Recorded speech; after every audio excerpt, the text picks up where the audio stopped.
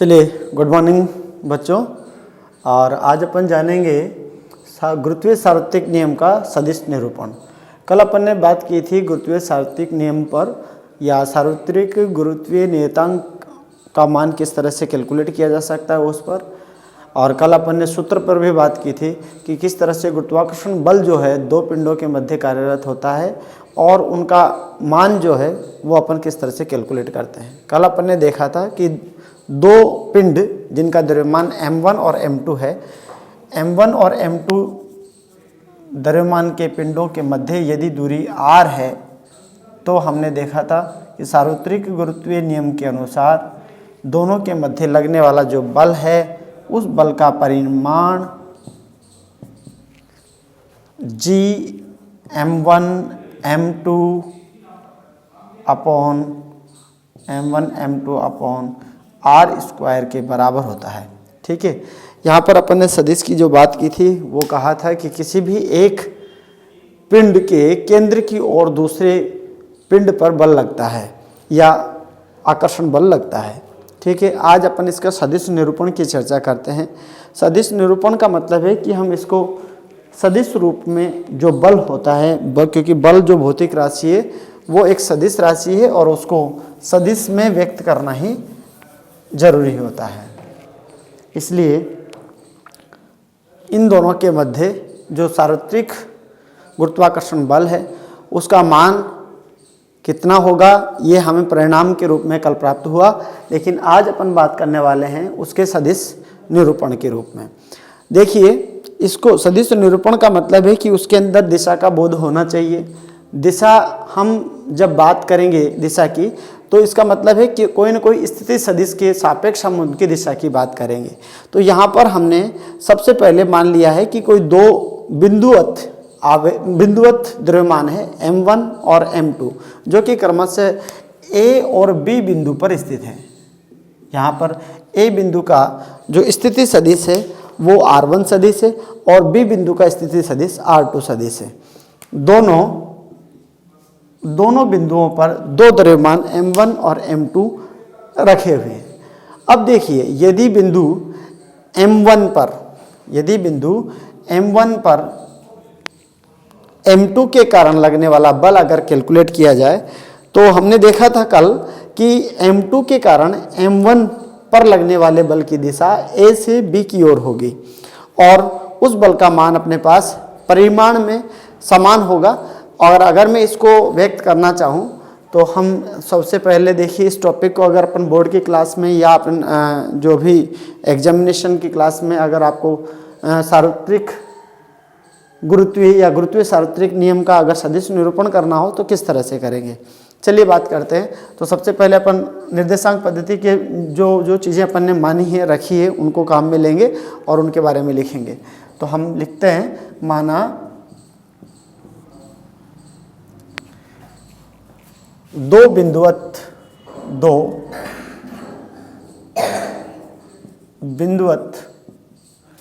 द्रव्यमान m1 व m2 क्रमशः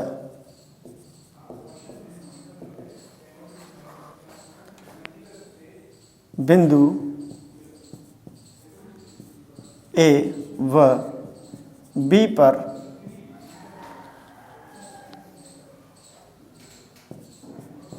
स्थित है,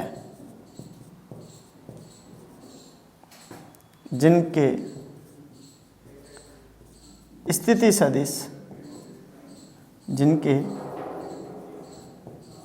सदिश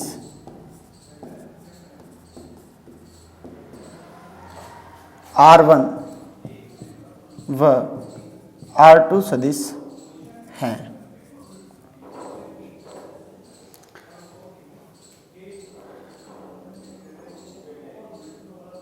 द्रव्यमान m2 के कारण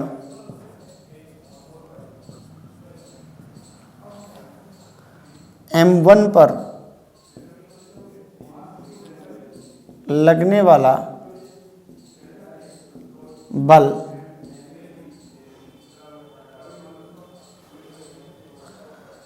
एफ ऑफ, मैं 1 पर लगने वाले बल की बात कर रहा हूँ 2 के कारण, तो 1 2 से मैं इसको निरूपित कर रहा हूँ। एफ ऑफ 1 2 बराबर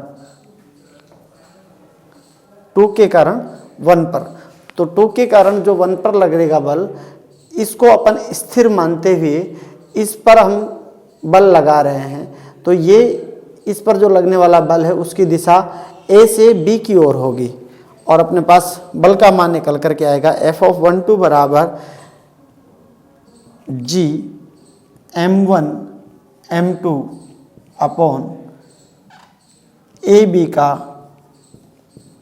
स्क्वायर और ए से बी की दिशा में, यानी कि ए बी कैप। इसी प्रकार अपन द्रव्यमान m1 के कारण m2 पर लगने वाला बल अगर देखना चाहें तो वो एफ ऑफ 2 1 द्वारा निरूपित किया जा सकता है। m2 पर लग रहा है m1 के कारण, m2 पर लग रहा है m1 के कारण, इसलिए ये तो स्थिर अवस्था में माना जाएगा और इस पर लगने वाला जो बल है उसकी दिशा अपने पास इसके केंद्र की ओर होगी। इसलिए एफ ऑफ 2 1 का मान होगा जी m1 m2 अपॉन बी ए का स्क्वायर और बी ए केप की दिशा में।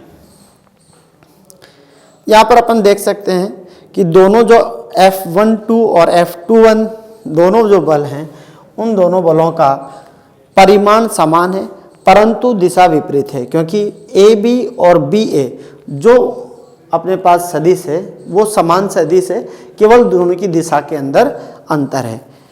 तो हम यहाँ पर लिख सकते हैं एफ ऑफ 1 2 का सदिश का मोड और एफ ऑफ 2 1 की सदिश का मोड बराबर है तथा ए बी का मोड बराबर है बी ए के मोड के।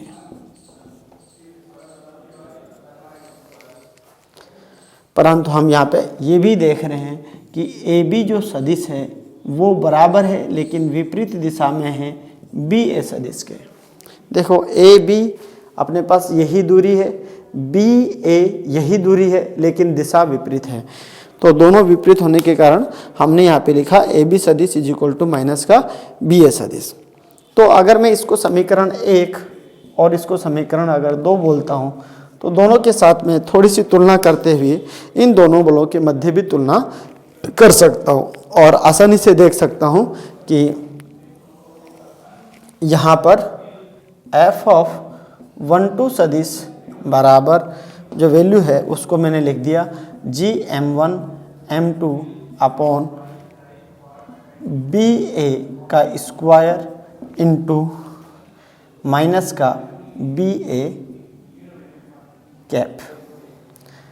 जैसा कि हमने अभी नीचे लिखा है यहाँ पे कि ए बी सदिश और बी ए सदिश दोनों परस्पर परिणाम में समान परंतु दिशा में विपरीत है, इसलिए ये जो एकांक सदिश यहाँ पर ए बी कैप था उसके स्थान पर अपन क्या लिख सकते हैं माइनस का बी ए कैप सदिश लिख सकते हैं।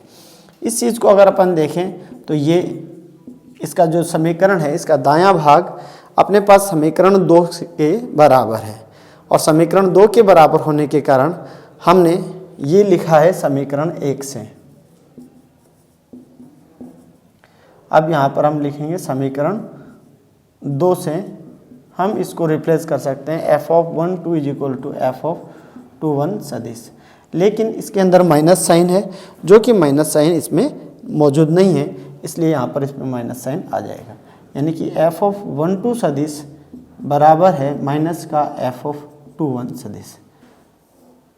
तो सदिश निरूपण से हमें पता चलता है कि जो दो बिंदुवत जो द्रव्यमान है उन दोनों बिंदुवत द्रव्यमानों पर एक दूसरे के कारण लगने वाला गुरुत्वाकर्षण बल परस्पर एक दूसरे के विपरीत दिशा में कार्यरत होता है। तथा परिमाण में समान होता है। तो ये था बच्चों गुरुत्वीय सार्वत्रिक नियम का सदिश निरूपण। ठीक है, थैंक यू। इस पर आधारित अपन क्वेश्चन की बात करते हैं अब। आप इसको